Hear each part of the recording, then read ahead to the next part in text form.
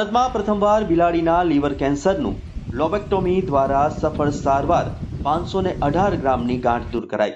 બિલાડીમાં liver cancer જેવી ગંભીર અને જીવલેણ બીમારી માટે લોબેક્ટોમી એટલે કે લીવર અસરગ્રસ્ત ભાગને સર્જરી દ્વારા દૂર કરવાની પ્રક્રિયા જેને સફળતાપૂર્વક કરવામાં આવી હોવાની ઐતિહાસિક ઘટના નોંધાઈ છે। કેન્સરગ્રસ્ત લીવર લોબને સંપૂર્ણ રીતે દૂર કરીને બિલાડીના જીવનને બચાવવામાં આવ્યું છે, જે ભારતીય પશુ ચિકિત્સા ક્ષેત્ર માટે એક મહત્વપૂર્ણ સિદ્ધિ ગણાય છે। અત્યંત જટિલ અને કુશળતા માંગતી સર્જરી ડોક્ટર ફોરમ એ અસોડિયા દ્વારા કરવામાં આવી। ડોક્ટર ફોરમ એક અનુભવી અને નિષ્ણાત સર્જન છે, જેમણે અત્યાર સુધીમાં 1000થી પણ વધુ સફળ સર્જરી કરવાનો વિશાળ અનુભવ છે।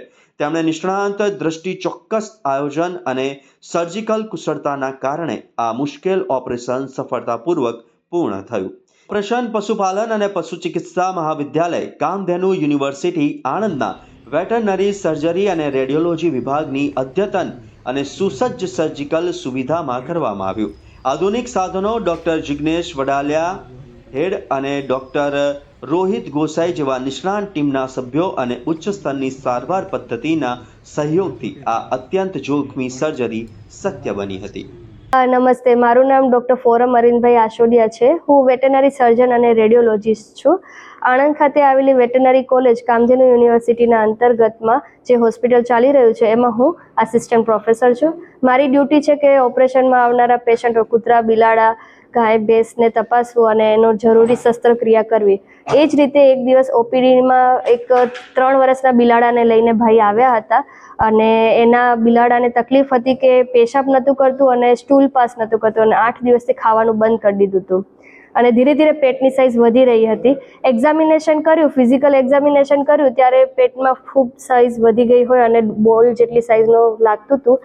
ફર્ધર અમારી પાસે ડિજિટલ એક્સરેની વિભાગ છે, સોનોગ્રાફી વિભાગ છે, જ્યાં એની એક્સરે અને સોનોગ્રાફી કરાયું તો કન્ફર્મ થયું કે એને કેન્સર છે, કોઈ પણ અંદરનું ઓર્ગનનું કેન્સર છે।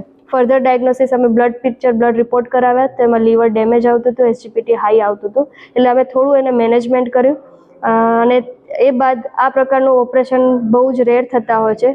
કૂતરામાં કેન્સરના કેસ બહુ જ આવતા હોય છે અને અમે ઓપરેશન પણ કરું છું અને કિમોથેરાપી પણ કરું છું ડોગની અંદર, પણ બિલાડીની અંદર કેન્સરનો હોવાનો આ પ્રથમ કેસ ધ્યાનમાં આવ્યો હતો, એટલે આ બાબતમાં થોડું જોવું પડ્યું, બહુ જ રિસર્ચ કરવું પડ્યું અને રેફરન્સીસ પણ ઓછા મળી રહ્યા હતા, એટલે અમે 2 ટીમ તૈયાર કરી કે જે એક ઓપરેશન કરશે અને બીજું કોમ્પ્લિકેશન હેન્ડલ કરશે। અમારી પાસે અદ્યતન ઓપરેશન થિયેટર છે, જેમાં ઓક્સિજન ફેસિલિટી છે, ઇન્હેલન્ટ એનેસ્થેસિયા મશીન છે અને બેકઅપમાં અમે બ્લડ ડોનેશન કરેલી બ્લડ બેગની પણ તૈયારી રાખી હતી। એનું ઓપરેશન કરવામાં આવ્યું અને ઓપરેશન દરમિયાન એક લીવરનું કેન્સર છે એવું ખબર પડી અને સંપૂર્ણ ટીમની મદદથી ઓપરેશન કરી અને લીવરનો કેન્સરગ્રસ્ત ભાગ છે એ રિમૂવ કરી દેવામાં આવ્યો। હવે આ ઓપરેશન જટિલ હોય છે એટલા માટે કે એ એનાટોમિકલી ત્યાંથી વાસ્ક્યુલરાઇઝેશન એટલે બ્લડ સપ્લાય વધારે હોય છે, એટલે બહુ જ તકેદારી સાથે આ ઓપરેશન કરવું પડે છે। ઓપરેશન 1 કલાક, 1.25 કલાક જેવું ચાલ્યું અને 5 કિલોના બિલાડામાંથી અમે 500 ગ્રામ અને 518 ગ્રામની ગાંઠ સફળતાપૂર્વક કાઢી। ઓપરેશન બાદ બિલાડું, જેનું નામ મેક્સ છે, એ થોડું શોકમાં ગયું હતું, 24 કલાક અંડર ઓબ્ઝર્વેશનમાં રાખ્યું, ત્યારબાદ એને થોડું થોડું ખાવાનું પણ ચાલુ કરી દીધું, યુરિન પણ પાસ કર્યું અને સ્ટૂલ પણ પાસ કર્યું।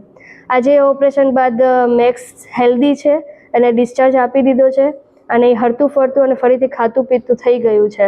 તો મેક્સના પેરેન્ટ્સ છે જે એ પણ ખુશ છે અને અમે અમારા ઇન્સ્ટિટ્યૂટમાં બહુ જ રેર થતી સર્જરી સફળતાપૂર્વક કરી એના માટે અમે અમારી ટીમ અને અમારો સંપૂર્ણ વિભાગ પણ ખુશ છે અને અમે આભારી છીએ કે સરકારશ્રી આવી સુવિધાઓ પાડવા માટે અમને પ્રોપર ફંડ આપી રહી છે કે અમે નજીવા ખર્ચે અમારા હોસ્પિટલમાં આ બધી સારવારો આપીએ છીએ। તો મારા વિભાગના વડાનો, મારા કલીગ્સ ડૉક્ટરોનો, ઓપરેશન ટીમનો અને યુનિવર્સિટીના વાઇસ ચાન્સેલર સાહેબ અને પ્રિન્સિપલ સાહેબનો ખૂબ આભાર કે એમને આ ઓપોર્ચ્યુનિટી અમને પ્રોવાઈડ કરી અને આ ઓપરેશન કર્યું। એવી જ રીતે મેક્સના પેરેન્ટ્સનો પણ આભાર કે એમને અમારા ઉપર વિશ્વાસ રાખ્યો ને મેક્સને અમને ઓપરેટ કરવા માટે પરવાનગી આપી। Thank you.